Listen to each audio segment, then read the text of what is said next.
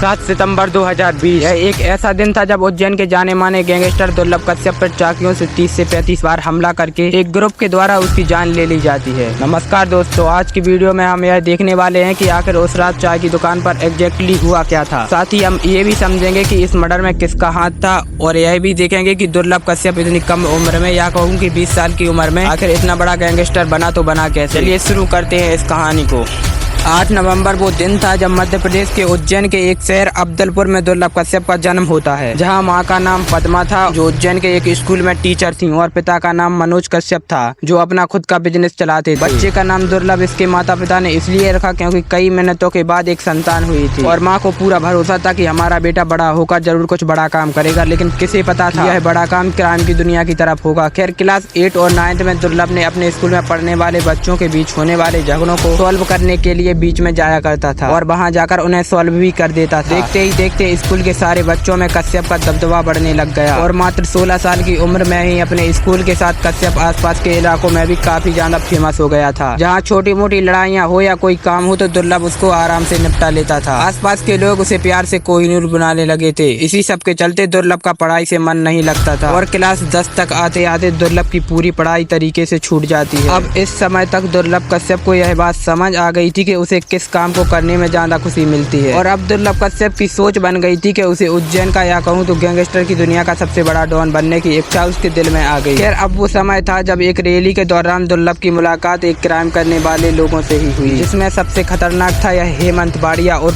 खोखला। अब इस बोखला से मिलने के बाद दुर्लभ कश्यप कभी पीछे मुड़कर नहीं देखा और पूरी तरह से अपराध की दुनिया में कदम बढ़ा लिया था और इन्हीं सब के चलते उसने अपनी खुद की गैंग बना ली थी जिसका नाम था डी कंपनी। और दुर्लभ कश्यप की खास बात है कि दुर्लभ कश्यप अपने खुद के धंधे की एडवर्टाइजमेंट के लिए एक ऐप का इस्तेमाल करता था, जहां पर कुछ इस तरीके की बातें अक्सर लिखा करता था कि अगर किसी को किसी तरह का काम करवाना हो तो हमसे संपर्क करे, चाहे वह किसी की हत्या ही क्यों न करनी हो। और दुर्लभ ने अपना ड्रेस कोड भी बनवाया था, माथे पर तिलक, आंखों में सुरमा और कंधे पर गमछा रखना होता था। और उसने ऐसा इसलिए किया था जिससे वह अपनी गैंग को पता आसानी से लगा सके कि ये डी कंपनी के लोग। और सीधी बात तो यह है कि दुर्लभ को भी ज्यादातर लोग इन्हीं कपड़ों में पसंद किया करते थे। इसके बाद अब आता है स्टोरी का मेन पार्ट। देखो, फरवरी 2017 यह वो दिन था जब पुलिस ने पहली बार कश्यप पर मामला दर्ज किया था, जिसमें कश्यप पर एक लड़के पर चाकू मारने से हमला करने का था। हालांकि यह हल्का फुल्का ही हमला था, इसमें किसी की जान नहीं गई थी। लेकिन फिर सेकंड गिरफ्तारी जो हुई थी वो 12 जनवरी 2018 को पहली बार कश्यप को किसी की हत्या के लिए और उसके दोस्त राजदीप को भी जेल में लाया गया, जिसमें सचिन अतुलकर ने इन दोनों लोगों की टीम में काफी लोगों को गिरफ्तार किया था। और इसी बीच दुर्लभ कश्यप को सोशल मीडिया पर काफी ज्यादा फेमस हो गया था, क्योंकि पकड़े जाने पर एक रिपोर्टर ने यह पूछा कि तुम में से कश्यप कौन है, तो हाथ उठाने का यह अंदाज युवाओं के दिलों को छा गया जो इस तरीकों के कामों को किया करते थे। और इसके बाद दुर्लभ कश्यप की पॉपुलर और भी ज्यादा बढ़ गई। उस समय जब दुर्लभ कश्यप को गिरफ्तार किया गया तो उसे शुरू में उज्जैन के एक जेल में रखा गया, जहाँ सचिन अतुलकर ने कश्यप को यह बात कही थी कि कश्यप, जब तक तुम जेल में हो तभी तक सुरक्षित हो, क्योंकि इतनी छोटी उम्र में ही तुमने इतने ज्यादा दुश्मन पाल लिए कि बाहर निकलते ही तुम्हें कोई भी मार देगा। और हुआ भी कुछ ऐसा ही। खैर, टॉपिक पर वापस आते हैं। नाबालिग होने की वजह से कश्यप हाईकोर्ट में अपील की तो हाईकोर्ट ने उसे बाल सुधार केंद्र में भेजने का फैसला कर दिया। कुछ महीने तक वहां अकेले बिताने के बाद वहां काफी ज्यादा सुधार आ गया और जेल से बाहर आने के बाद वह खुद का बिजनेस करना शुरू करना चाहता था। लेकिन इसी बीच आ गया था 2020, जहां पूरे शहर में लॉकडाउन की स्थिति हो गई थी। उस समय दुर्लभ ने भी बिजनेस का प्लान कैंसिल कर दिया और इंदौर में मजबूरन दुर्लभ को अपनी उज्जैन माँ के पास आना पड़ा। यहाँ आपको एक बात तो पता होनी चाहिए कि दुर्लभ के माता पिता की आपस में ना बनने की वजह से अलग अलग रहते थे, जिसमें कश्यप कभी अपने माँ के पास रहता था तो कभी अपने पिता के पास, क्योंकि वह दोनों से ही बहुत प्यार करता था। फिर आखिर वो दिन आ गया जब लॉकडाउन की वजह से दुर्लभ उज्जैन में अपनी मम्मी के पास आ जाता है। और कुछ महीने तक यहाँ रहने के बाद और लॉकडाउन का लंबा समय चलने के बाद वह काफी ज्यादा उब जाता है